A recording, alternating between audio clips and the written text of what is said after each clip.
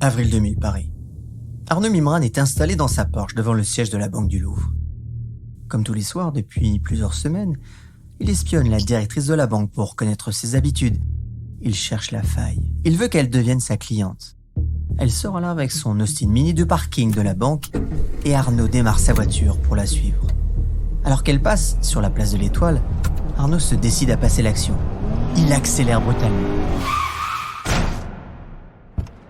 Merde, ma voiture neuve! Je suis désolé madame, je vous ai pas vu arriver et j'ai freiné trop tard. Je vais tout vous payer de ma poche et réparer à mes frais. Vraiment, toutes mes excuses. Pourtant, l'usage sur le rond-point de l'Étoile est que les torts soient partagés, et la directrice de la banque le sait. Mais Arnaud insiste. Elle accepte. Vous faites quoi dans la vie? Je suis courtier et c'est vraiment un métier difficile. Mais vous savez qui je suis? Je peux vous aider. Fin 2000, Arnaud et sa société deviennent l'un de ses principaux courtiers. Le pari est gagné pour Arnaud. Je vous amène aujourd'hui sur les traces d'un golden boy à l'origine de la plus grande escroquerie de l'État en France, Arnaud Mimran. Un golden boy qui finira par se perdre entre meurtre et argent.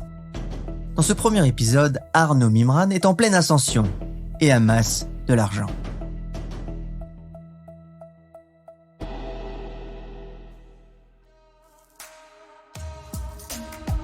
Bienvenue sur Il était une fois l'entrepreneur, le podcast où je vous raconte les histoires des entrepreneurs. Car oui, entreprendre est toute une histoire. Je m'appelle Laurent Brouin et ce podcast est produit par Inspire Média.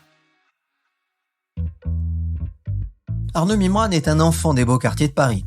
Né en 1972, il est le fils d'un ancien dirigeant de Vinci, Jacques Mimran, juif marocain, et d'une mère, Michel, secrétaire dans l'armée. Arnaud voue à son père une véritable admiration, l'immigré marocain qui s'est fait seul. Il connaît par ailleurs la jeunesse dorée de l'élite parisienne, il ne manque de rien.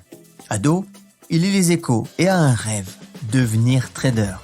Il passe d'ailleurs déjà son argent de poche en bourse. Ses parents n'y comprennent rien, mais le laissent faire. À 24 ans, après des études de comptabilité et un master en finance, il démarre dans une modeste société d'investissement. Pour lui, c'est le bonheur absolu. Il a déjà l'impression d'avoir réussi. En costume 3 pièces, il travaille de 6h du matin à minuit. En 1999, il s'associe avec un financier et lance une société de gestion de patrimoine, 3A Trade. Il passe des ordres sur les marchés pour les particuliers et les établissements financiers. Et le plus dur est de trouver des clients, comme notamment cette directrice de la Banque du Louvre. Mais Arnaud est persistant et créatif. Il ne lâche rien. Pourtant, dès 2000, il est dans le radar des gendarmes financiers. Comme par magie, il investit souvent dans des entreprises juste avant qu'elles ne soient rachetées par leurs concurrents et empoche des fortunes quand le cours de bourse s'envole. Les autres traders hallucinent. Son secret ? Le poker. Arnaud Mimran est passionné de poker. Il participe à des parties privées avec des mises importantes. Et c'est lors de ces parties avec des banquiers d'affaires qu'il glane des confidences, comme il le confie à un ami cyniquement. J'étais un initié, mais c'était pas un délit. De toute façon, plus tu avances dans le métier de la finance, plus tu apprends à trouver l'information. Arnaud n'hésite pas à emmener ses mêmes banquiers d'affaires dans des boîtes échangistes. Il est prêt à tout pour obtenir ces précieuses informations. Un génie de la finance selon ses proches, un escroc selon ses concurrents. En tout cas, Arnaud est un flambeur. Rolls-Royce, yacht de luxe, son train de vie est estimé à 500 000 € par mois. D'ailleurs, il emmène souvent ses amis en jet privé pour Las Vegas. Pourtant, dès 2003, ses ennuis commencent.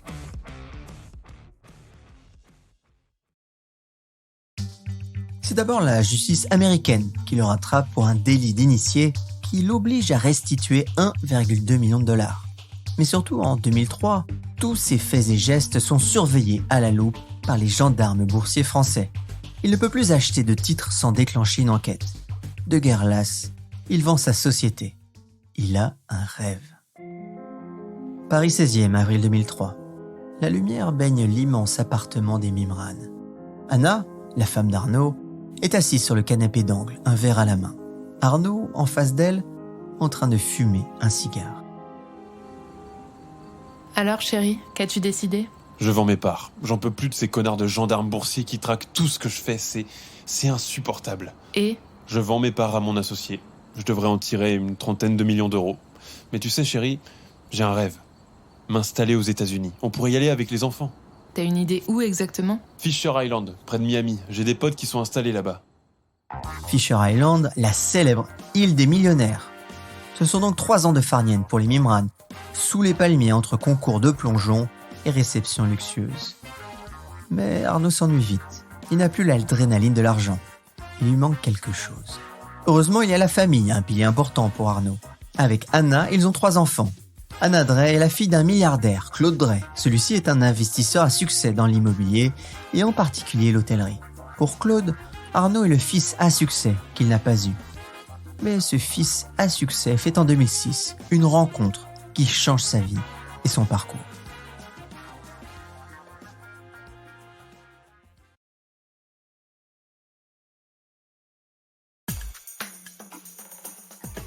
Décembre 2006, Casino de Deauville, 22h45.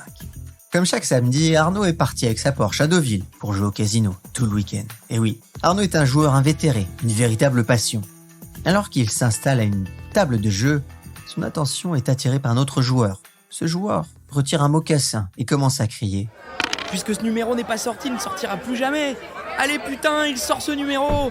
Vas-y, putain. Arnaud s'approche alors et commence à lui parler. Les 2 hommes se plaisent tout de suite. Pourtant, tout les oppose. L'un juif marocain, né dans les beaux quartiers, l'autre juif séfarade, né dans le Paris du 20e, le quartier de Belleville, tout en bas de l'échelle sociale. Marco Mouli a arrêté l'école à l'adolescence et sait à peine lire et écrire. Il s'est fait tout seul. Pourtant, les 2 hommes ne se quittent plus. L'argent, les femmes, le business, tout les rapproche. Puis un jour, Arnaud invite Marco chez lui pour un dîner. Marco arrive en métro, rue de la Pompe, devant l'hôtel particulier des Mimran. Pour lui, c'est un nouveau monde. Quand il tape à la porte, c'est une assistante qui lui ouvre. Les invités sont trés sur le volet entre banquiers d'affaires et entrepreneurs. Marco se sent un étranger, même son copain Arnaud, qui lui ouvre les portes d'un milieu qu'il rêve de côtoyer depuis longtemps. Quelques jours plus tard, Marco appelle Arnaud. Il veut lui présenter un ami d'enfance, Sami Souyed. Après un premier business lancé ensemble qui est un échec, Marco propose à Arnaud de se refaire avec son ami Sami Souyed. Sami est un vieil ami de Belleville, exilé en Israël après diverses condamnations pour des escroqueries aux encarts publicitaires. Mimran connaît Souyed sous un autre jour. Ils ont fréquenté le même cercle de jeu au début des années 2000 et il le tient pour une personne de confiance. Arnaud, il faut que l'on aille voir Sami en Israël. T'es sûr? Oui, il faut qu'on se lance dans le trading de CO2. Sami se fait des couilles en or. C'est notre chance. Et tu veux partir quand? Novembre prochain. Les 2 hommes réservent leur vol pour Israël. Un vol qui les mènera vers la plus grande escroquerie financière en France jamais connue. Et ça, c'est une autre histoire à écouter au prochain épisode.